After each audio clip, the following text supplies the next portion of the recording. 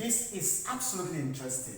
We are now about to practicalize how to apply the quotient rule formula, of course known as quotient of two functions. So what are the functions now? Look at this. We start with identifying our solution, okay?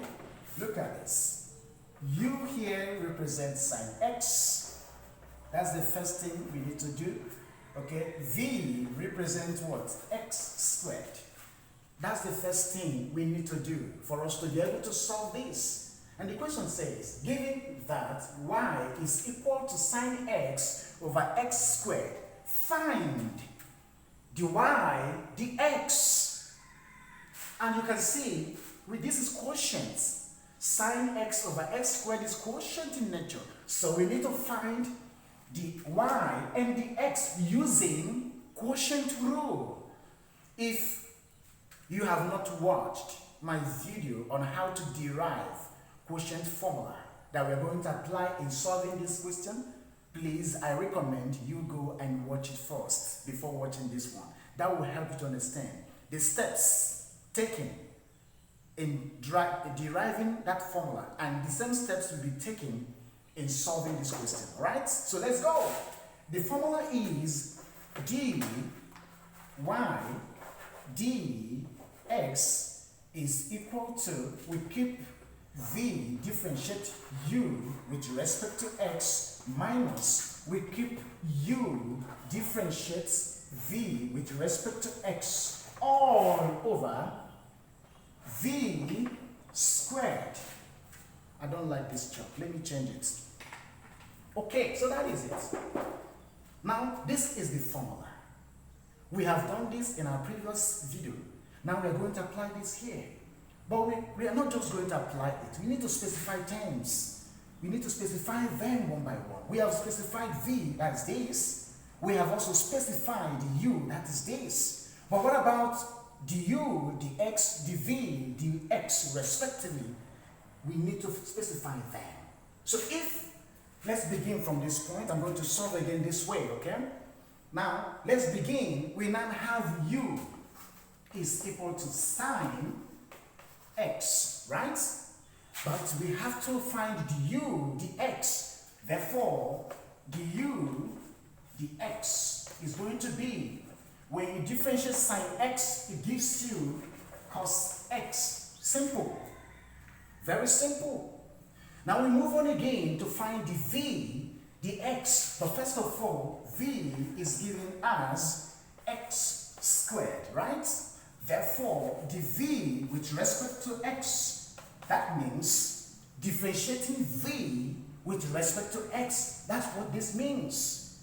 Okay? And that gives 2 comes down, x2 minus 1. And this is going to give us a 2x. Okay? So this, the v over the x is equal to 2x. So take note. Take note. So what do we do next? What do we do next? We now come and start substituting for v du dx minus u dv dx all over this. That's what we're going to do. Can we do it here? I don't think it's wise to do it here. So let's shift our hands a bit. Let's shift a bit and do it here, right? So let's go. We now have dy dx. We are substituting now. Pay attention. We are doing substitution now. V, where is our v? Is x squared. So x squared. Alright? Now the next one is du dx. Where is our du dx? Our du dx is cos x. So we come here and put cos x. Take note. Then the next thing is minus. Quickly we put minus. Alright? It's becoming interesting, isn't it? The next thing is u. Where is our u? Our u is just sine x, which is this at the same time. So we now put sine x. Sine x.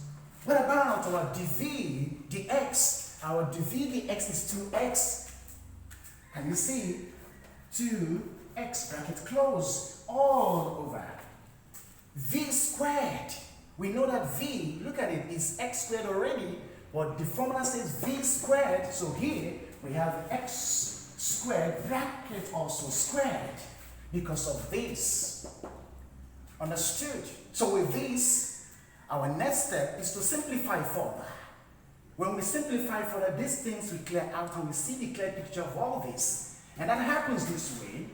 dy over dx is equal to, look at this. Look at this very well. So we have x squared, okay, cos x. We are not changing anything there.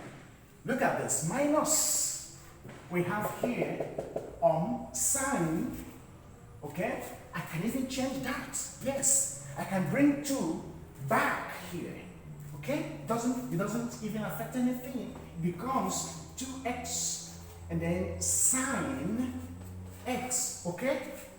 Yes, it's still okay, but we're not done yet. All over x squared times squared. That means 2 times 2 is going to give us x to the power 4. This is my x, all right? To the power 4. Good. We are done solving. We are through. So we have found, look at this. We have found the y, the x of these two functions. We have found this. And this is the answer to it. That is it. Very simple. All right. Let me quickly thank you once again for watching up to this moment and for your patience. My returning subscribers, my new subscribers, of course I'm proud of you. But if you have not subscribed and you have watched up to this moment, please subscribe.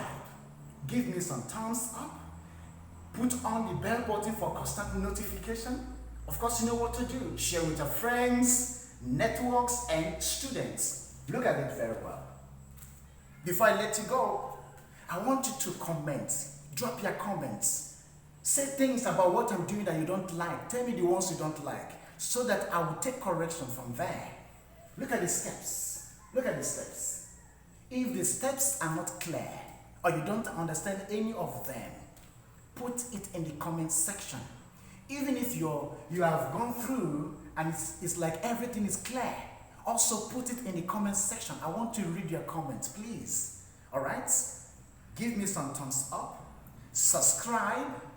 Share with your friends, students, networks. If you don't need it, there's no problem. Push it, okay? Share with the student that needs it. Share it with someone that needs something like this, because I know there are parents that want online teachers that will teach their children. So shift it to them and recommend this video. It's okay. All right, so we have this. Now I'm going to let you be and then see you in my next class. Thank you so much. Okay, so this is done and dusted.